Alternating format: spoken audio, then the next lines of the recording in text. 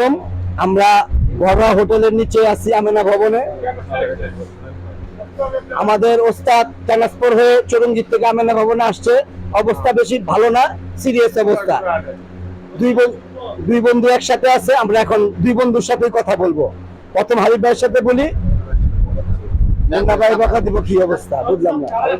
ওস্তাদ দেখেন আমি জিজ্ঞাসা বর্তমান বাজারের কি পরিস্থিতি এটা জানতে চাচ্ছি। বাজারের পরিস্থিতি ভয়াবহ, কিন্তু চরঙ্গি থেকে আগত ওস্তাদ শাহ আলম আয়সা চান্দের চুল মনে করেন অর্ধেক করে আছে।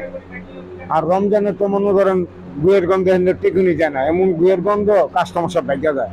আর দোকানের কার্যকলাপটা খুবই খারাপ। না না, এটা জমিদার বলে দিছে মঙ্গলবার দিন কাজ করবে। আর বর্তমান মালের দাম কেমন? কাঁচা গুয়ের গন্ধ, বুঝছেন? বর্তমান মালের দাম কেমন?